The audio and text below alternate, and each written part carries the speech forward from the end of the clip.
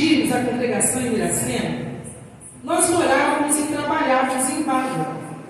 Em uma das nossas reuniões de oração, um dos nossos vizinhos veio nos informar que a cidade de Itajubá estava em estado de calamidade pública. Perguntou se não tínhamos uma igreja nessa cidade e pediu oração. A missionária Marta escreveu vários pedacinhos de papel e sorteou entre os intercessores presentes que iria interceder por Itajubá. E por incrível que pareça, no papel que eu peguei, estava escrito o nome da cidade: Itajubá. Durante alguns dias eu acompanhei pela televisão as reportagens, pois precisava me informar para interceder melhor por cada necessidade. Após o noticiário, eu ia para o meu quarto e, de joelhos dobrados, rogava ao Pai que enviasse ajuda, socorro para as pessoas com água potável, suprimento. Pedi que enviasse missionários. Enquanto isso, no Rio de Janeiro, na sede nacional da Igreja Socorrista, o pastor Fábio Antônio da Silva fazia um apelo missionário pela cidade de Itajubá. O André, meu esposo, estava presente na reunião e, quando chegou em casa, me contou detalhes e disse que durante a preleção do pastor sentia que falava somente com ele e com mais ninguém. Imediatamente eu disse para ele: tira esse pensamento da cabeça, tem tanta gente naquela igreja, é época de convenção, quase que o altar não cabe de tanto missionário. Tudo estava entrando nos eixos da nossa vida. Nós estávamos trabalhando, estávamos construindo a nossa casa própria e estávamos construindo uma igreja. Sabe aquela época na vida que parece que tudo está dando certo?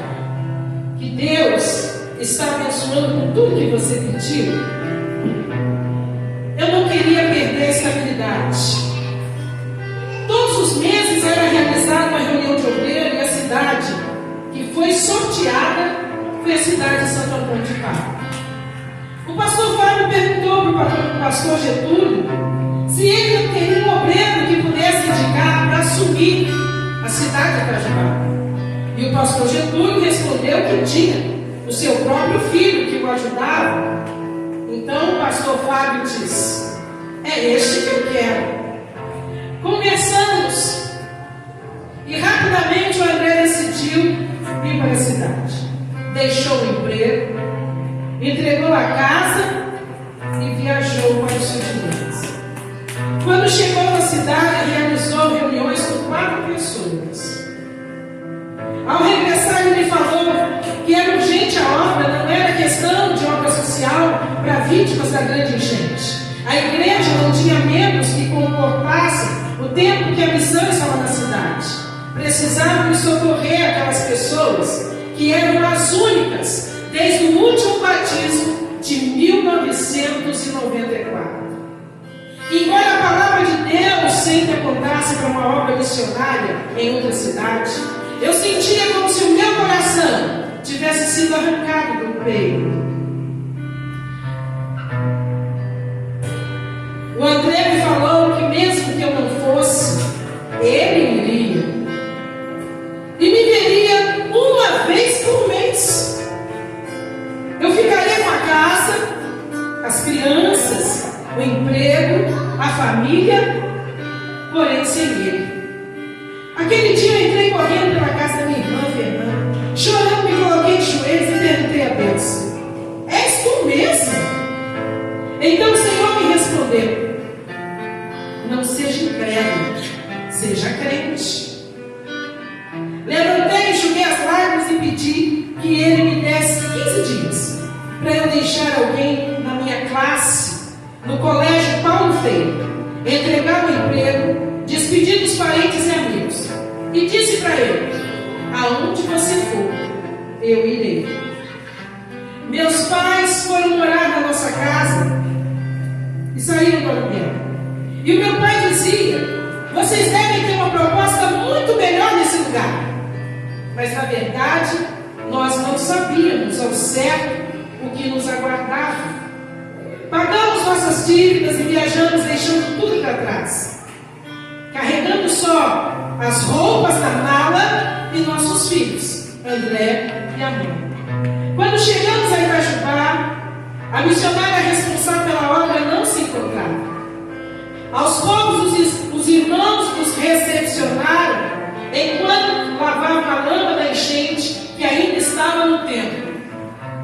Um prédio inacabado, muito escuro, mas possuía púlpito de mármore.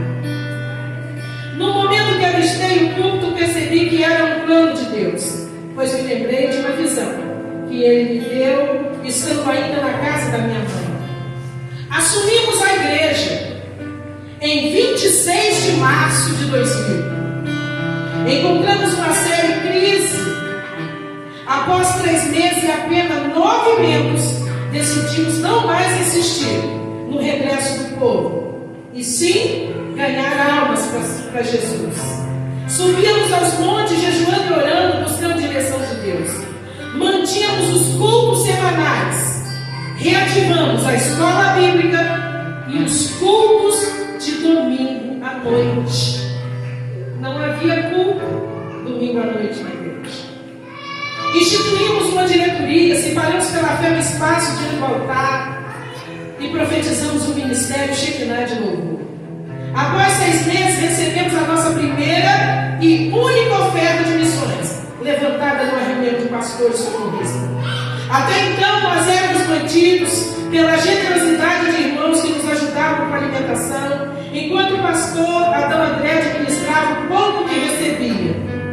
Com aquela oferta, pagamos as despesas de viagem, um café para os pastores e compramos uma caixa de som para realizarmos os cultos. Ela está aqui ainda. A igreja começava a crescer. Os membros eram recebidos por batismo ou transferência. Em pouco tempo adquirimos independência financeira. Participamos do sustento pastoral na área social. Contávamos com a congregação do Jardim das Colinas e temos seu salão de reunião construído em 2003, em um local cedido. Enquanto isso, reformávamos a igreja atual, sede regional, onde retomamos a construção, colocamos o piso, o teto e pintamos. Após 4 anos de pastoral, todas as organizações, tais como diretoria, como ministerial, missionários, diáconos, evangelistas, presbíteros, departamentos estavam em franca atividade desde 2002. Em 2003, realizamos nossa primeira convenção socorrista regional no sul de Minas. Para nós, isso significava o início de uma grande obra. Parecia uma loucura pensar que uma igreja ameaçada de fechar as portas pudesse sonhar e alcançar não só a cidade, mas a região. Hoje, essa convenção é uma realidade. Alcançamos a cidade de Santa Rita e começamos com poucos, transmitindo a visão de crescimento que Deus nos dava. O pastor Adão André é um homem sábio. Além de líder, é um colecionador de vitórias.